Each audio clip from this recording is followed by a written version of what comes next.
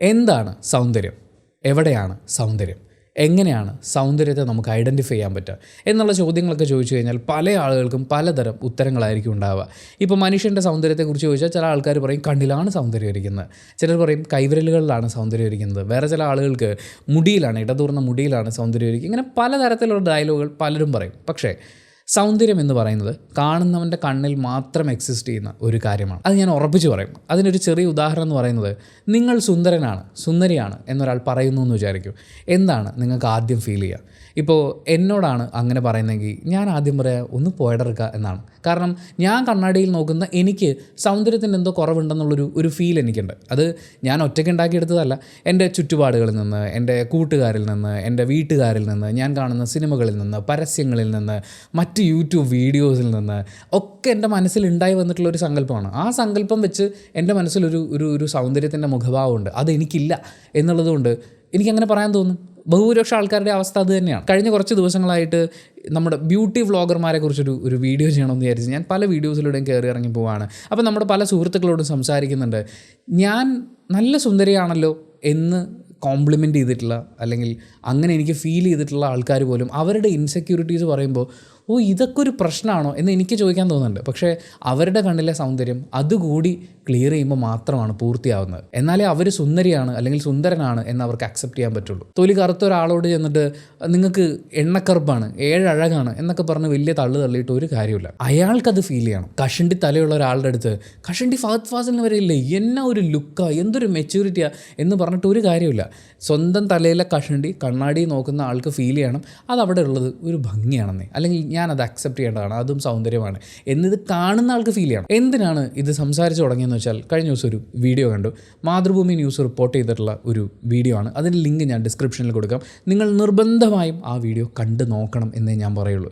ചെറായിക്കാരനായ സനിൽ, അദ്ദേഹത്തിൻ്റെ തലയുടെ ഫ്രണ്ടിൽ കുറച്ച് മുടി പോയിട്ടുണ്ടായിരുന്നു. അങ്ങനെ ഇരിക്കുമ്പോൾ ഇൻസ്റ്റാഗ്രാമിൽ സ്ക്രോൾ ചെയ്ത് പോയപ്പോൾ അദ്ദേഹം ഒരു അഡ്വർടൈസ്മെൻറ്റ് കാണുകയാണ്.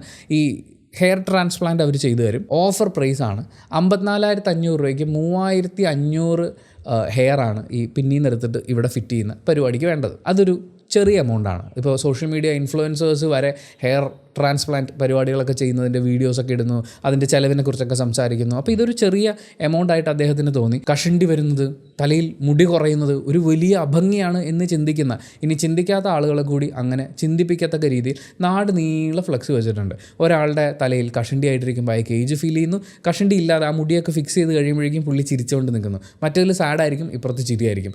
ഇങ്ങനെയൊക്കെയുള്ള ഫോട്ടോസൊക്കെ സൈക്കോളജിക്കലി നല്ലോണം പ്ലാൻ ചെയ്ത് സെറ്റ് ചെയ്ത് വെച്ച് ആളുകളുടെ ഉള്ളിൽ ഈ അപകർഷതാബോധം ഉണ്ടാക്കിയെടുത്ത് തലയിൽ മുടി കൊഴിഞ്ഞു തുടങ്ങുമ്പോഴേക്കും അയ്യോ എൻ്റെ മുടി കൊഴിയുന്നു എന്ന് പറയുന്ന ഒരു മാനസികാവസ്ഥ ക്രിയേറ്റ് ചെയ്ത് ആളുകളെ ഇത്തരം സ്ഥാപനങ്ങൾ ആകർഷിച്ചുകൊണ്ടിരിക്കുകയാണ്, അല്ലെങ്കിൽ ഇത്തരം ട്രീറ്റ്മെൻറ്റുകൾ നടത്തുന്ന ക്ലിനിക്കുകൾ ആകർഷിച്ചുകൊണ്ടിരിക്കുകയാണ്. പിന്നെ ഈ ഹെയർ ട്രാൻസ്പ്ലാന്റ് എന്ന് പറയുന്നത് നമ്മുടെ നാട്ടിൽ നടക്കാൻ തുടങ്ങിയിട്ട് കുറച്ചധികം കാലങ്ങളായി.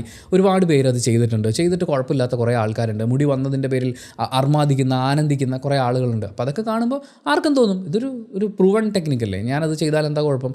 അദ്ദേഹം അത് ചെയ്തു. പക്ഷേ ആ ട്രാൻസ്പ്ലാന്റ് ചെയ്തതിൽ കുറച്ച് വീഴ്ചകൾ സംഭവിച്ചിട്ടുണ്ട്. അദ്ദേഹത്തിൻ്റെ മോൾ ഭാഗത്തെ ഇവിടുത്തെ സ്കിന്നൊക്കെ വല്ലാണ്ട് മോശം അവസ്ഥയിലേക്ക് എത്തുകയും സ്കിന്ന് തന്നെ ഇല്ലാണ്ടായി, അത് കാലിൽ നിന്ന് സ്കിന്നെടുത്ത് ഗ്രാഫ്റ്റ് ചെയ്യേണ്ട ഒരു അവസ്ഥയിൽ ൊക്കെ വന്ന് അദ്ദേഹം വളരെ മോശം അവസ്ഥയിലാണുള്ളത്.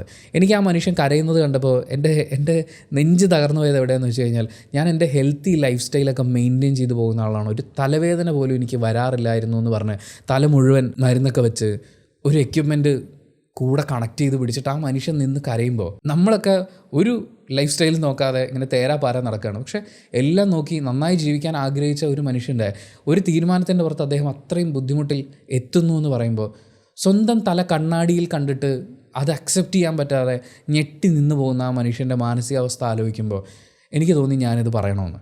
കാരണം കുറച്ച് മുമ്പ് ഒരു വീഡിയോയിൽ ഞാൻ കുറച്ച് മുട്ടയടിച്ചിട്ടാണ് ഒരു 3-4 മാസം ഉണ്ടായിരുന്നത്. അപ്പോൾ ആ സമയത്തുള്ള വീഡിയോസൊക്കെ കണ്ടിട്ട് പിന്നീട് മുടി വളരാൻ അനുവദിച്ചതിന് ശേഷമുള്ള വീഡിയോ കണ്ടപ്പോൾ കുറേ ആൾക്കാർ ചോദിക്കുന്നുണ്ട് ഹെയർ ട്രാൻസ്പ്ലാന്റ് എവിടെ നിന്നാണ് ചെയ്തത്, തലയിലെ മുടി എന്താണ് ചെയ്തത് എന്നൊക്കെ. ഞാൻ എൻ്റെ ഒരു ഹെയർ ലോസ് ജേർണി പറയാം. മറ്റേ വെയിറ്റ് ലോസ് ജേർണിയുടെ സമയമാണല്ലോ, നമുക്ക് ഹെയർ ലോസ് ജേർണിയെക്കുറിച്ച് സംസാരിക്കാം. ഞാൻ ജനിക്കുന്ന കോഴിക്കോടാണ്, വളർന്നത് കണ്ണൂർ, കോഴിക്കോട്, വയനാട്, പാലക്കാട്, എറണാകുളം തുടങ്ങിയിട്ടുള്ള സ്ഥലങ്ങളിലൊക്കെയാണ്. ഇവിടങ്ങളിലൊക്കെ വെള്ളം മാറിയാണ് കുളിച്ചുകൊണ്ടിരുന്നത്. പക്ഷേ കണ്ണൂരും പാലക്കാടും ഒക്കെ താമസിക്കുമ്പോൾ ഞങ്ങൾ കുറച്ച് ഉള്ളിലോട്ട് കയറിയിട്ടുള്ള ഏരിയ ആയിരുന്നു. അവിടെ കിണർ വെള്ളം ഒക്കെ ആയിരുന്നു എന്നാണ് എൻ്റെ ഓർമ്മ. അത് കഴിഞ്ഞ് എറണാകുളത്ത് താമസമാക്കിയതിന് ശേഷം അറിയാമല്ലോ, കൊച്ചിൻ കോർപ്പറേഷൻ തരുന്ന വെള്ളത്തിലാണ് നമ്മൾ കുളിച്ചുകൊണ്ടിരിക്കുന്നത്. ആ സമയത്ത് ഹെയർ ലോസ് ഉണ്ടോ എന്നറിയാൻ പോലും പറ്റില്ലായിരുന്നു. എൻ്റെ ഒരു 5ാം ക്ലാസ് 6ാം ക്ലാസ് സമയം തൊട്ട് ഏകദേശം ഡിഗ്രി പഠിക്കുന്ന സമയം വരെയും മുടി വെട്ടുന്നതിന് പൈസ തരുന്നത് അമ്മയായതുകൊണ്ട് മുടി വെട്ടുന്നതിൻ്റെ ഡിസൈനും അമ്മ തീരുമാനിക്കുമായിരുന്നു. മുടി പറ്റ വെട്ടിയിട്ട് കോളേജിലൊക്കെ പോകുമ്പോഴാണ് നിന്നെ പോലീസ് പിടിച്ചാൽ എന്ന് ചോദിക്കുന്ന അവസ്ഥ വരെ ഉണ്ടായിട്ടുണ്ട്. കാര്യം മുടി അത്രയും പറ്റ നിർത്തി വെട്ടിയിട്ട് അങ്ങനെയൊക്കെയാണ് നടന്നിട്ടുള്ളത്. അതിനുശേഷം ജോലി കിട്ടി ഞാൻ കണ്ണൂരേക്ക് പോകുന്നു. കണ്ണൂർ എത്തുമ്പോഴേക്കും പിന്നെ നമുക്ക് ഇഷ്ടമുള്ളതുപോലെ മുടി വെട്ടാം എന്നൊരു സാഹചര്യമായി. ഞാൻ ജോലി ചെയ്തിരുന്നത് റേഡിയോ മാംഗോയിലാണ്. അവിടെ അങ്ങനെ ഒരു നിർബന്ധമൊന്നുമില്ല ഇന്ന ഡ്രസ് സ്റ്റൈൽ വേണമെന്നുള്ളത്. നമ്മൾ റേഡിയോ ജോക്കീസിനൊക്കെ കണ്ടു കഴിഞ്ഞാൽ നിങ്ങൾക്ക് മനസ്സിലാവും. അവനവനായിരിക്കുന്ന അവസ്ഥയിൽ ഹാപ്പി ആയിട്ടിരിക്കുക എന്നുള്ളതാണ് റേഡിയോ ജോക്കി ആയിരിക്കാൻ വേണ്ടുന്ന ഏറ്റവും ബേസിക് ക്വാളിഫിക്കേഷൻ എന്ന് ഞാനും വിശ്വസിക്കുന്നു. അങ്ങനെ കണ്ണൂർ ഒരു 5 വർഷം ഉണ്ടായിരുന്നു. തിരിച്ചു വന്ന് എറണാകുളത്തൊരു 3 വർഷത്തടുത്തുണ്ടായിരുന്നു. അത് കഴിഞ്ഞ് പിന്നെ ട്രിവാൻഡ്രത്ത് ഒരു 4-5 വർഷം, പിന്നീട് കൊച്ചിയിലേക്ക് പോയി വീണ്ടും ഒരു 2-2.5 വർഷം, അത് കഴിഞ്ഞ് വീണ്ടും ട്രിവാൻഡ്രത്തേക്ക്. അപ്പോൾ ഈ പോകുന്ന പോക്ക് വരവുകളിലൊക്കെയും ചില സമയത്ത് കിണർ വെള്ളമുള്ള വീടുകളിൽ താമസിച്ചിട്ടുണ്ട്, ചില സമയത്ത് കോർപ്പറേഷൻ മുനിസിപ്പാലിറ്റി പ്രൊവൈഡ് ചെയ്യുന്ന വെള്ളത്തിൻ്റെ അങ്ങനെയൊക്കെ പല രീതിയിൽ വെള്ളം മാറിയൊക്കെ കുളിച്ചിട്ടുണ്ട്. പക്ഷേ ഇതിൻ്റെ ഇടയിൽ ഞാൻ ഏറ്റവും കൂടുതൽ കേട്ടിട്ടുള്ള, ഞാൻ ഒരുപാട് പ്രോഡക്റ്റ്സ് ഒന്നും ഉപയോഗിച്ചിട്ടില്ല. ഷാമ്പു, ഏതെങ്കിലും ഒരു ഷാമ്പു കടയിൽ ചെല്ലുമ്പോൾ ഷാമ്പു വാങ്ങിക്കുന്നു, ചേട്ടാ ഒരു ഷാമ്പു തരൂ എന്നേ ചോദിക്കുള്ളൂ. അതുപോലെ കണ്ടീഷണർ എന്ന് പറയുന്ന സാധനം ഞാൻ കഴിഞ്ഞൊരു 5 വർഷത്തിനിടയിൽ എപ്പോഴാണ് കേട്ടിട്ടുള്ളത്.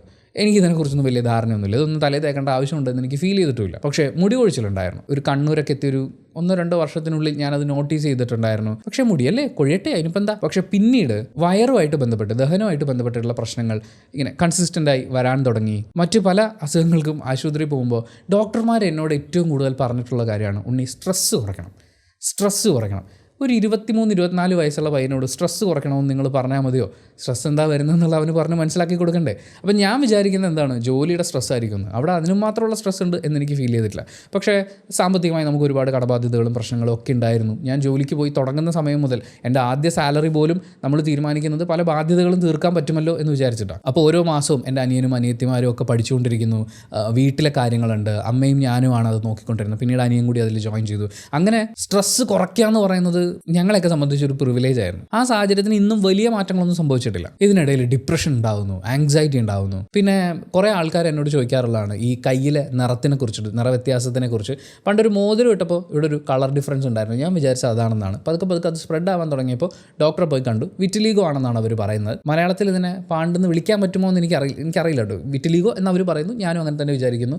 ഓട്ടോ ഇമ്മ്യൂൺ ഡിസോർഡർ ആണെന്നാണ് പറയുന്നത്. എനിക്കിത് വലിയൊരു ശാരീരിക ബുദ്ധിമുട്ടായി തോന്നാത്തടത്ത് ഞാൻ ഇതിനെക്കുറിച്ച് ഒരുപാട് വറി ചെയ്യേണ്ടെന്നാണ് വിചാരിച്ചിട്ടുള്ളത്. പക്ഷേ ഒരു സ്കിൻ ഡോക്ടറെ കണ്ടിരുന്നു. അദ്ദേഹം ഒരു ഓയിൻമെൻറ്റ് തന്നിട്ടുണ്ടായിരുന്നു രാവിലെയും രാത്രിയും തേക്കാൻ വേണ്ടിയിട്ട്. പ്രശ്നം എന്താണെന്ന് വെച്ചാൽ പകൽ മുഴുവൻ ഞാൻ ലാപ്ടോപ്പും സിസ്റ്റവും ഒക്കെ യൂസ് ചെയ്യുന്ന, ഇടയ്ക്ക് പുറത്ത് പോകുന്ന ഒരാളാണ്.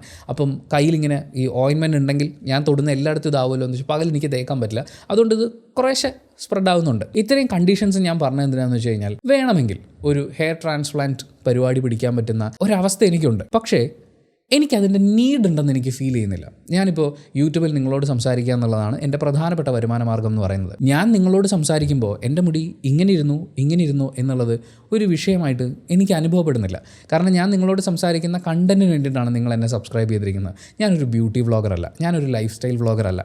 ഞാൻ എൻ്റെ ഒപ്പീനിയനാണ് നിങ്ങളോട് പറയുന്നത്. എനിക്ക് അനുഭവപ്പെട്ടിട്ടുള്ളതോ ഞാൻ റിസർച്ച് ചെയ്തതോ അല്ലെങ്കിൽ നമ്മളോട് ആളുകൾ പറഞ്ഞിട്ടുള്ള കാര്യങ്ങളാണ് നിങ്ങളുമായിട്ട് ഷെയർ ചെയ്യുന്നത്. അതിന് ഞാൻ ഏത് ഡ്രസ്സ് ഇട്ടു എന്ന് വെച്ചിട്ടോ, ഞാൻ ഏത് സ്കിൻ കെയർ റൊട്ടീൻ ഫോളോ ചെയ്തു എന്ന് വെച്ചിട്ടോ ഇവിടെ ഒരു വലിയ മാറ്റം സംഭവിക്കാനില്ല. എൻ്റെ ഒരു സുഹൃത്തിൻ്റെ ഏറ്റവും വലിയ സങ്കടം എന്ന് പറയുന്നത്, ഞാൻ ആകെ വീഡിയോ ചെയ്യുന്നതിന് മുമ്പ് ഒന്ന് ഫേസ് വാഷ് യൂസ് ചെയ്യുന്നുള്ളതല്ലാതെ വേറെ പരിപാടികളൊന്നും ചെയ്യുന്നില്ലല്ലോ. അപ്പോൾ നിങ്ങളുടെ ആണുങ്ങളുടെയൊക്കെ സ്കിന്നിന് എന്ത് കുഴപ്പമുള്ളത്? ചുമ്മാ സോപ്പിട്ട് കഴുകിയാലും മതി. നമ്മൾ പെൺപിള്ളേർ എന്തൊക്കെ സ്കിൻ കെയർ റൊട്ടീൻ നോക്കണം എന്ന് വേദനയോടെ പറഞ്ഞിട്ടുള്ള ആളുകളുണ്ട്. പക്ഷേ ഈ പറയുന്ന റൊട്ടീൻ ഒന്നും നോക്കാതെ സാധാരണ പോലെ തന്നെ ജീവിക്കുന്ന, സ്കിൻ ഇഷ്യൂസ് ഇല്ലാത്ത ആളുകളെ ഞാൻ കണ്ടിട്ടുണ്ട്. ഞാൻ ഒന്നിനെയും ഇന്നതാണ് ബെറ്റർ ഇന്നതല്ല ബെറ്റർ എന്നൊന്നും പറഞ്ഞിട്ടില്ല. പക്ഷേ സ്കിൻ കെയർ റൊട്ടീൻ നമുക്കൊരു വലിയ ബാധ്യതയാണ് എന്ന് പെൺകുട്ടികൾ പറയുമ്പോൾ, ഇന്ന് ആൺകുട്ടികളുടെ ഉള്ളിൽ ഏറ്റവും കൂടുതൽ അപകർഷതാബോധം ഉണ്ടാക്കി കൊടുത്തുകൊണ്ടിരിക്കുന്ന ഒരു കാര്യമാണ് ഈ മുടി കൊഴിച്ചിൽ എന്ന് പറയുന്നത്.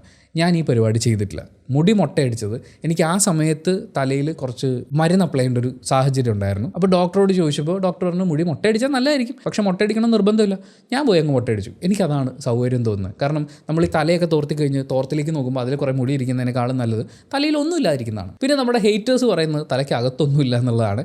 അത് ഞാൻ സമ്മതിച്ചു തരില്ല. പക്ഷേ പുറത്തൊന്നും ഇല്ല എന്നുള്ളത് എൻ്റെ വിഷയമല്ല. നിങ്ങളൊന്ന് ആലോചിച്ച് നോക്കും, വളരെ ഹെൽത്തി ആയിട്ടുള്ള ഒരു ലൈഫ് സ്റ്റൈൽ മെയിൻറ്റെയിൻ ചെയ്യുന്ന ആരോഗ്യവാനായ ഒരു പുരുഷൻ, അദ്ദേഹം എന്തിനാണ് 50,000 രൂപയ്ക്ക് മുകളിൽ ചിലവാക്കി അദ്ദേഹത്തിൻ്റെ തല ഇങ്ങനൊരു സ്ഥാപനത്തിൽ കൊണ്ട് വെക്കേണ്ടി വന്നത്? അവിടെ മുടിയില്ല എന്നുള്ളതുകൊണ്ട്, അല്ലെങ്കിൽ മുടി കുറഞ്ഞു പോയി എന്നുള്ളതുകൊണ്ട് അദ്ദേഹത്തിന് എന്ത് കുഴപ്പമാണ് ഉണ്ടായിരുന്നത്? അദ്ദേഹത്തിൻ്റെ ജീവിതം വളരെ സുന്ദരമായി മുന്നോട്ട് പോകുമായിരുന്നില്ലേ? അവിടെ വർക്ക് ചെയ്തത് ആ മുടി കൊഴിച്ചിലിൽ എന്തോ പ്രശ്നമുണ്ട്, അവിടെ മുടി ഉണ്ടെങ്കിൽ നമുക്ക് സുന്ദരനായിരിക്കാം എന്നുള്ള ചിന്തയാണ് അദ്ദേഹത്തിന്. ആ ഒരു ചിന്തയുടെ പേരിൽ ഒരുപാട് പേര് ആ വീഡിയോൻ്റെ താഴെ കമൻറ്റ് ബോക്സിൽ കുറേ ആൾക്കാർ കമൻറ്റിലൂടെ അദ്ദേഹത്തെ വീണ്ടും വിഷമിക്കുന്നത് ഞാൻ കണ്ടു. ഉള്ള മുടി കൊണ്ട് ജീവിക്കുക, മറ്റുള്ളവന് കാശുണ്ടാക്കാൻ നമ്മുടെ ശരീരം വെച്ച് കൊടുക്കരുത്, ഏതായാലും ഇദ്ദേഹത്തിന് പൂർണ്ണ ശമനം ലഭിക്കട്ടെ.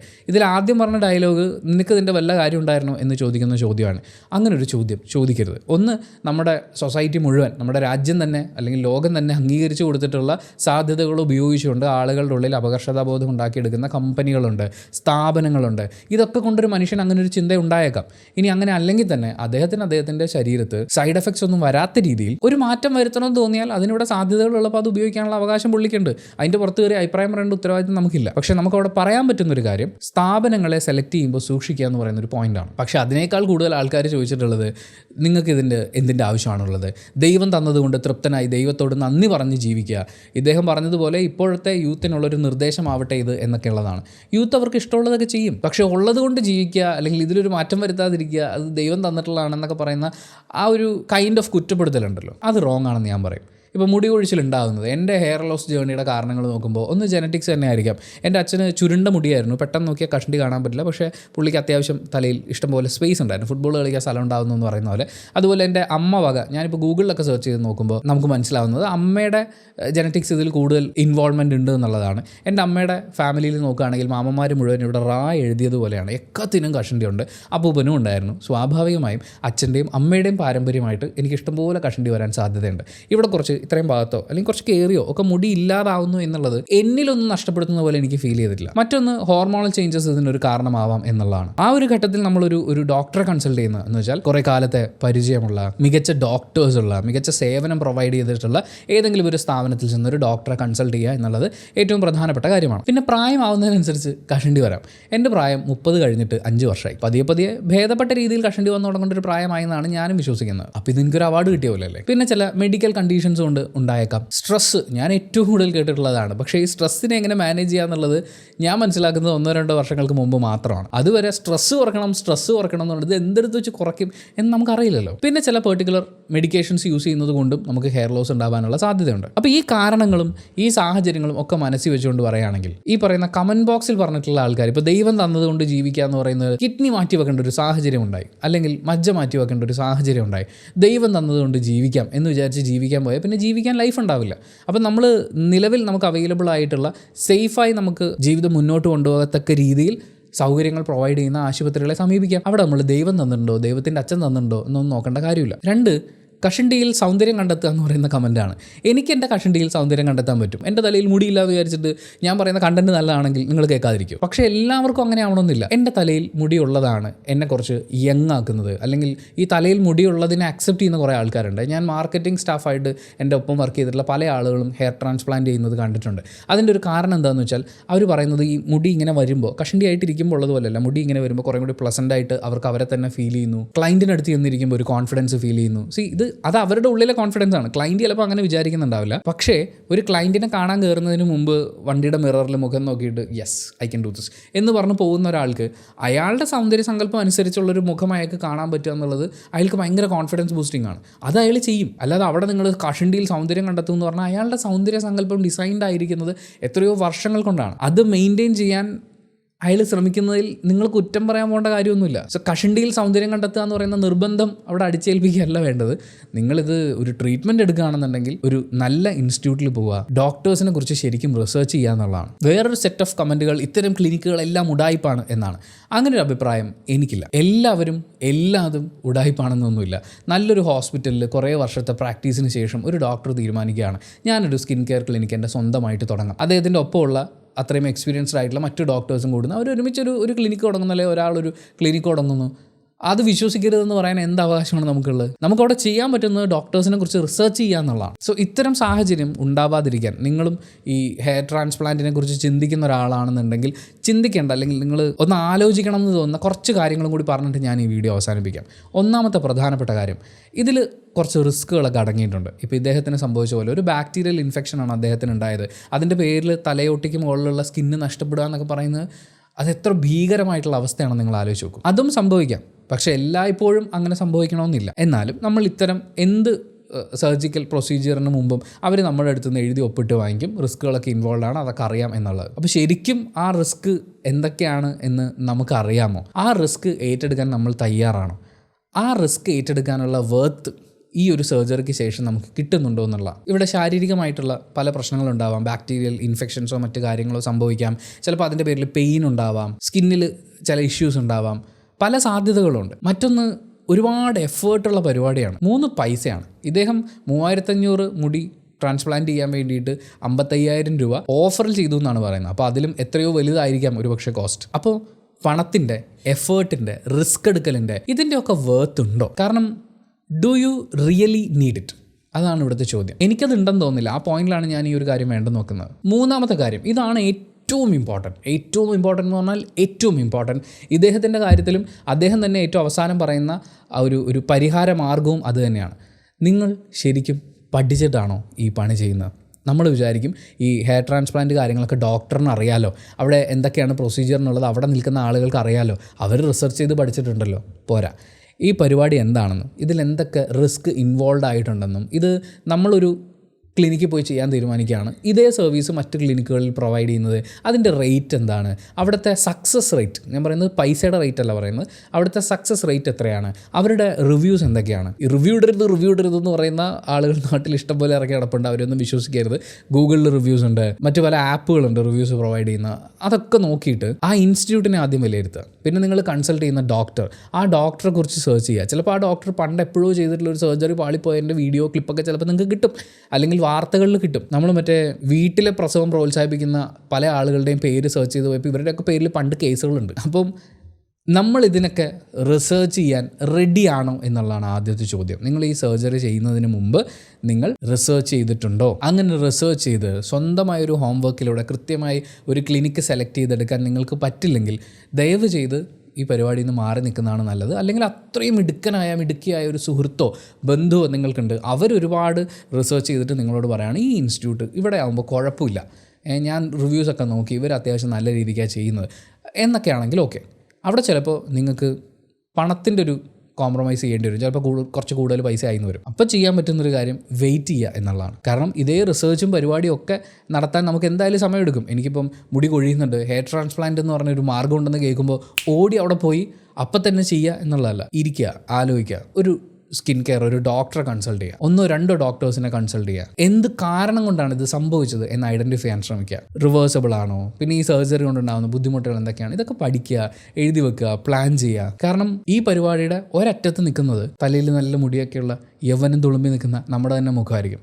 പക്ഷേ ഇങ്ങേ അറ്റത്തുള്ളത് ചെറായിക്കാരൻ സനലിനെ പോലെ സർജറികൾ ഒരുപാട് പിന്നീട് ചെയ്യേണ്ടി വരുന്ന സാഹചര്യത്തിൽ എത്തി നിൽക്കുന്ന ഒരു മുഖമാണ്. രണ്ടും തമ്മിലുള്ള ദൂരം നന്നായി റിസർച്ച് ചെയ്ത് പഠിച്ച് നമുക്കിത് ആവശ്യമാണോ എന്ന് തിരിച്ചറിഞ്ഞ് ഇതിൽ റിസ്കുകളെല്ലാം മനസ്സിലാക്കി ആ റിസ്ക് എടുക്കേണ്ട ആവശ്യമുണ്ടോ എന്ന ചോദ്യത്തിനും കൂടി ഉത്തരം കിട്ടിയതിന് ശേഷം തീരുമാനം എടുക്കുക എന്നുള്ളതാണ്. ആ തീരുമാനത്തിൻ്റെ ഡിസ്റ്റൻസ് ആണ് ഈ 2 റിസൾട്ട്. ഞാൻ വീണ്ടും പറയുന്നു, എനിക്കിത് ചെയ്യണം എന്നിപ്പോൾ തോന്നുന്നില്ല. നമുക്ക് ഇടയ്ക്ക് ചില ഇൻവിറ്റേഷൻസ് ഒക്കെ വരും, ചില ബ്യൂട്ടി പ്രോഡക്ട്സിൻ്റെ ഒക്കെ, മറ്റേ ഫേസ് വാഷിൻ്റെ പരിപാടികൾ വരാറുണ്ട്. വളരെ ഫേമസ് ആയിട്ടുള്ള സെലിബ്രിറ്റി ആയിട്ടുള്ള ഇൻഫ്ലുവൻസേഴ്സ് വരെ ഷെയർ ചെയ്യുന്ന പല ബ്രാൻഡുകളുടെയും മെയിൽ നമുക്ക് ഇടയ്ക്ക് വരാറുണ്ട്. അതേ നമ്മുടെ പ്രോഡക്റ്റ് ഉണ്ട്, നിങ്ങളിത് വെച്ച് ഒന്ന് കുളിച്ചിട്ട് ഷവറിൻ്റെ കീഴിൽ നിന്നൊരു വീഡിയോ ചെയ്താൽ മതി, അല്ലെങ്കിൽ മറ്റേ ഫേസ് വാഷ് ഇട്ട് കഴുകുന്ന ഒരു വീഡിയോ ചെയ്ത് കൊടുത്താൽ മതി, എന്നിട്ട് സൂപ്പറാണെന്ന് പറഞ്ഞാൽ മതി. അവരുടെ കുറച്ച് റിക്വയർമെൻറ്റ്സ് ഉണ്ട്, അപ്പോൾ അതനുസരിച്ച് ചെയ്താൽ മതി. വേറെ ഈ ഉള്ളിലേക്ക് കഴിക്കാനുള്ള മറ്റേ ജെല്ലി പോലത്തെ സാധനങ്ങൾ, ഇത് കഴിച്ചാൽ മുടി വരും എന്നൊക്കെയുള്ള അങ്ങനത്തെ കുറേ സാധനങ്ങൾ പ്രൊമോട്ട് ചെയ്യാൻ വേണ്ടിയിട്ട് ഇതൊക്കെ ഇടയ്ക്കിടയ്ക്ക് മെയിൽ വരാറുണ്ട്. ഞാനിതൊന്നും എടുക്കാത്തതിൻ്റെ കാരണം ഞാൻ എന്തായാലും ഇതൊന്നും ഉപയോഗിക്കാൻ പോകുന്നില്ല. എനിക്ക് അഥവാ ഒരു ആവശ്യമുണ്ടെന്ന് തോന്നിയാൽ ഞാൻ ഉറപ്പായും ഒരു ഹോസ്പിറ്റലിലെ ഡോക്ടറെ പോയി കാണും. അവിടെ എനിക്ക് അത്ര തൃപ്തി തോന്നിയില്ലെങ്കിൽ ചിലപ്പോൾ മറ്റൊരിടത്ത് പോകും. അത് കഴിഞ്ഞ് ചിലപ്പോൾ ഞാൻ ഒരു ക്ലിനിക്കിലേക്ക് പോയി എന്ന് വരും. നമ്മുടെ പരിചയത്തിൽ 1-2 ഡോക്ടേഴ്സ് ഉണ്ട്, അപ്പോൾ അവരോടൊക്കെ സംസാരിച്ച് ചെയ്യുമ്പോൾ അവർ ചിലപ്പോൾ വേറൊരു ക്ലിനിക്ക് സജസ്റ്റ് ചെയ്യും, അല്ലെങ്കിൽ ഒരു ഡോക്ടറെ സജസ്റ്റ് ചെയ്യും, അവിടെ പോയി അവരെ കാണും. അല്ലാതെ ഇങ്ങനെ പാക്കറ്റിലാക്കി കാരണം മരുന്നെന്ന് പറയുന്നത് അല്ലെങ്കിൽ ഇതുപോലത്തെ പ്രോഡക്റ്റ്സ് എന്ന് പറയുന്നത് ഓരോരുത്തർക്കും ഡിഫറെൻ്റ് ആണ്. നിങ്ങൾക്കൊരു സൺസ്ക്രീൻ ഓക്കെയാണ്, നിങ്ങൾക്കൊരു ഫേസ് വാഷ് ഓക്കെയാണ്, അല്ലെങ്കിൽ നിങ്ങൾക്കൊരു ടാബ്ലറ്റ് ഓക്കെയാണ് എന്നുള്ളതുകൊണ്ട് അതെല്ലാവർക്കും സജസ്റ്റ് ചെയ്യാൻ പാടില്ല. അത് ചിലപ്പോൾ അവർക്ക് നിങ്ങൾക്ക് ഉണ്ടാക്കിയതിന് നേരെ ഓപ്പോസിറ്റ് റിസൾട്ട് ഉണ്ടാക്കിയെന്ന് വരും. ഇത് ഓരോരുത്തർക്കും ഡിഫറെൻ്റ് ആണ്. അവനവൻ്റെ ശരീരത്തെ മനസ്സിലാക്കി പയ്യെ ഓരോന്ന് ടെസ്റ്റ് ചെയ്ത് ഏതാണ് ബെറ്റർ എന്നുള്ളൊരു കൺക്ലൂഷനിലേക്ക് എത്താൻ സമയമെടുക്കും. അവിടെ നമുക്ക് നല്ലൊരു ഡോക്ടറിൻ്റെ സേവനമാണ് ആവശ്യം. അത്രയും എക്സ്പീരിയൻസ്ഡ് ആയിട്ടുള്ള ഒരാളുടെ സേവനമാണ് ആവശ്യം. അല്ലാതെ ഇൻഫ്ലുവൻസേഴ്സ് പറഞ്ഞു, മറ്റേ ഹോർഡിങ്ങിൽ പരസ്യം വെച്ചു, ഇൻസ്റ്റാഗ്രാമിൽ ഓഫർ വന്നു എന്ന് വിചാരിച്ചിട്ട് ഇത് ചെയ്യാൻ പാടില്ലാത്തതാണ്. അദ്ദേഹം പറഞ്ഞ പോലെ, സനൽ പറഞ്ഞ പോലെ, ഒരുപാട് യങ്സ്റ്റേഴ്സിനെ ആകർഷിക്കാൻ വേണ്ടി അവരുടെ ഉള്ളിൽ അപകർഷതാബോധം ഉണ്ടാക്കാൻ വേണ്ടിയിട്ടുള്ള പരിപാടികൾ ചുറ്റും നടന്നുകൊണ്ടിരിക്കുകയാണ്. അതിൽ പോയി ഈയാമ്പാറ്റകളെ പോലെ വീഴരുത്. തീപ്പെട്ടിക്കുള്ളി കത്തിക്കുന്നതിന് മുമ്പ് ആ കത്തുന്ന തീയെ കൺട്രോൾ ചെയ്യാനുള്ള കപ്പാസിറ്റി നമുക്കുണ്ട്, അല്ലെങ്കിൽ ആ തീ എന്താണ് എന്ന് മനസ്സിലാക്കിയിട്ട് കത്തിക്കാൻ ശ്രമിക്കുക. കൈ പൊള്ളുകയോ കാട്ടുതീ ഉണ്ടാവുകയോ ചെയ്തതിന് ശേഷം അയ്യോ പറ്റിപ്പോയല്ലോ ഇനി എന്ത് ചെയ്യും എന്ന് ആലോചിക്കുന്നതിനേക്കാൾ എന്തുകൊണ്ട് നല്ലത് ആ തീ കത്തിക്കുന്നതിന് മുമ്പ് അതിനെക്കുറിച്ച് ഒന്ന് മനസ്സിലാക്കാം. ചെറായിലെ സനിൽ അദ്ദേഹത്തിൻ്റെ ആരോഗ്യ പ്രശ്നങ്ങളെല്ലാം തന്നെ എത്രയും പെട്ടെന്ന് ഭേദമായി അദ്ദേഹത്തിൻ്റെ ജീവിതത്തിലേക്ക് തിരിച്ചു വരട്ടെ. അദ്ദേഹത്തിൻ്റെ ചിരിക്കുന്ന മുഖം ഇനിയുള്ള ദിവസങ്ങളിൽ കാണാൻ സാധിക്കട്ടെ എന്ന പ്രാർത്ഥനയോടുകൂടി thank you so much for watching this video ഇഷ്ടപ്പെട്ടാൽ ലൈക്ക് ചെയ്യുക, കമൻറ്റ് ചെയ്യുക, ഷെയർ ചെയ്യുക. സബ്സ്ക്രൈബ് ചെയ്യുന്ന കാര്യം നിങ്ങൾക്ക് ഇതുകൊണ്ട് എന്തെങ്കിലും ഉപകാരമുണ്ടായി എന്ന് തോന്നിയാൽ മാത്രം പരിഗണിക്കുക.